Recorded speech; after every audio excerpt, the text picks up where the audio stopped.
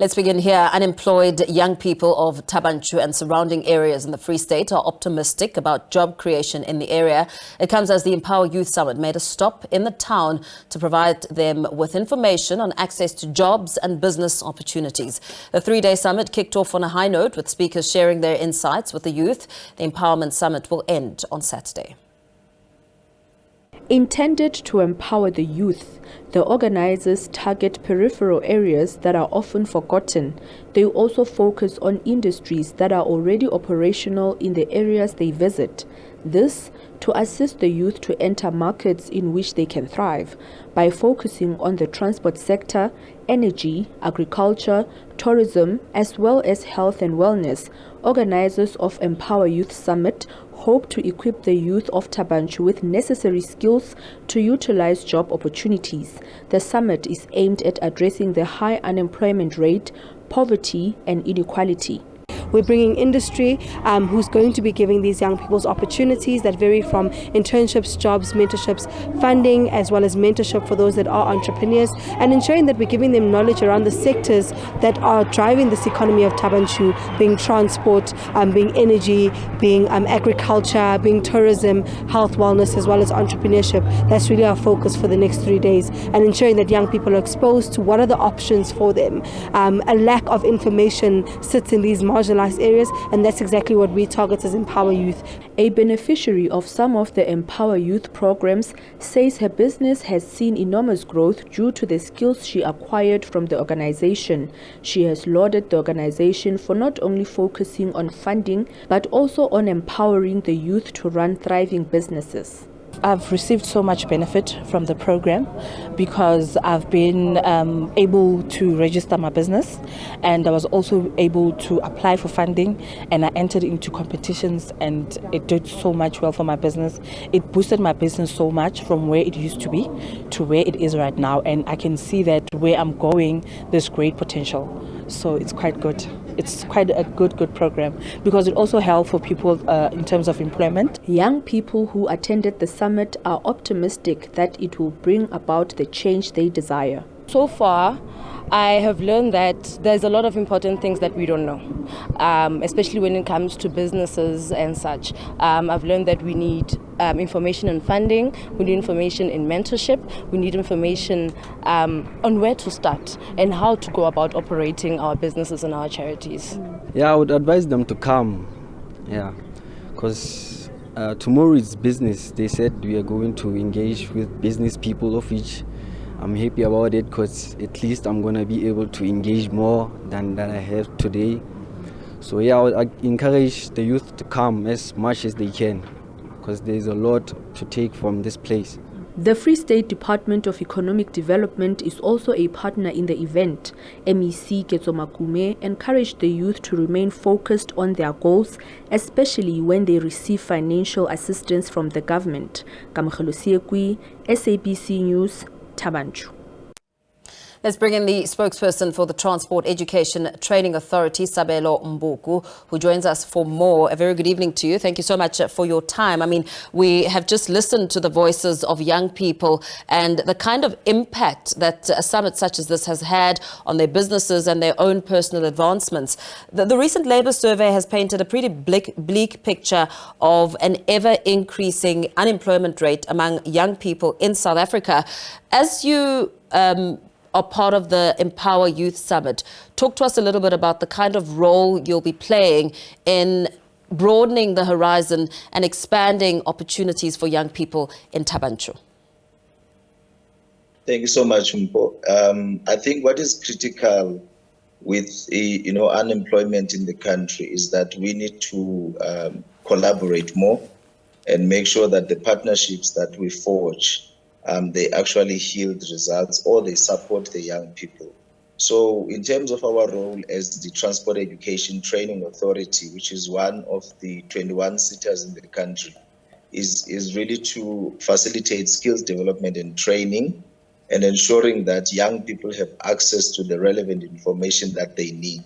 So our partnership with the Empowa Youth, as we are driving the program, is to ensure that we don't only focus on the transport sector because that might limit the information that young people are looking for, but we need to broaden the horizon so that young people are able to access various industries from one platform where they can then meet the opportunities that would be relevant to their needs. So that's the mission that we are driving, to ensure that we call upon all the relevant partners, especially the economic drivers of the province, that they become part of these kind of meetings, to ensure that young people then they get to meet relevant people who can tell them the right processes to access funding or to access opportunities for skills development and training and other avenues where they can advance their lives.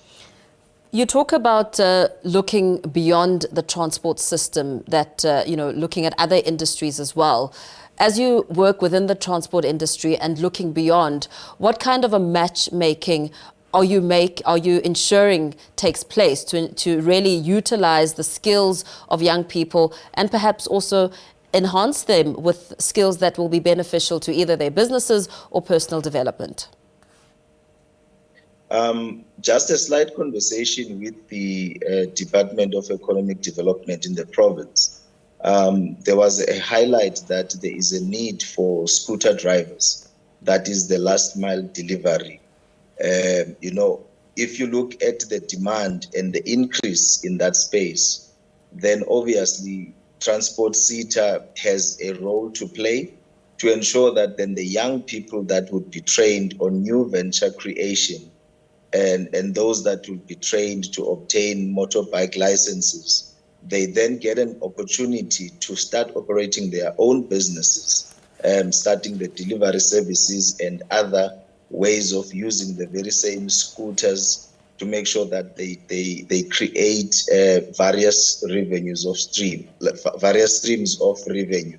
So with all of that, we believe that as we are engaging and as we are finding new partners that we can network and associate with, there are more opportunities that can be created for young people.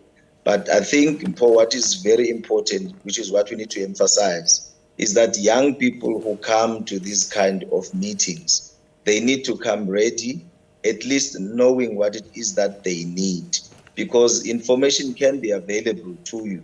But if you're not ready for the information, even for the opportunity, it might pass you by. Some have businesses that are not registered. Now, if for instance, tomorrow when we have a session where you pitch for your business and then you are not registered, then automatically you won't be able to be awarded anything. So our plea is that young people must also look after themselves and make sure that they are ready for the opportunity, so that when you meet the opportunity, it finds you ready. Yeah. How much engagement have you had with some of the young people who are hoping to access opportunities, but seemingly with limited information about what it really takes to own a business, run a business? And of course, registration is one of the first parts of establishing a business. Let's just take an example. Over the 500 that we saw today, the question was posed as to how many of them, for instance, have applied for a bursary from the Transport Education Training Authority, and only one hand that was lifted, which then really begins to speak to a problem, either of access to information or then the lack of interest to actually follow the processes of applying and ensuring that you submit the relevant documents and then expect an outcome.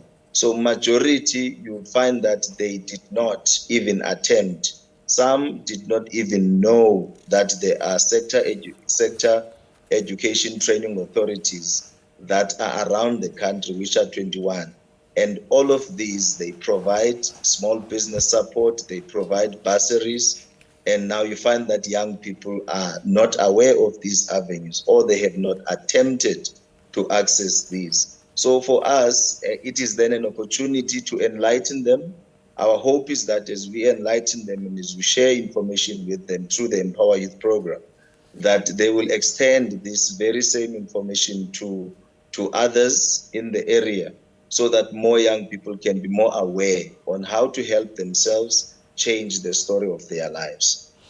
And how does such a summit perhaps give young people a platform to really look to the future when it comes to the transport sector and find that they perhaps do have a place? You speak about accessing information and resources that are available that young people are not tapping into. Of course, speaking to the importance of the education that needs to take place over the past few days, the next coming days. But when it comes to the future of transport, how are you hooking the young people to involve themselves and become part of the sector?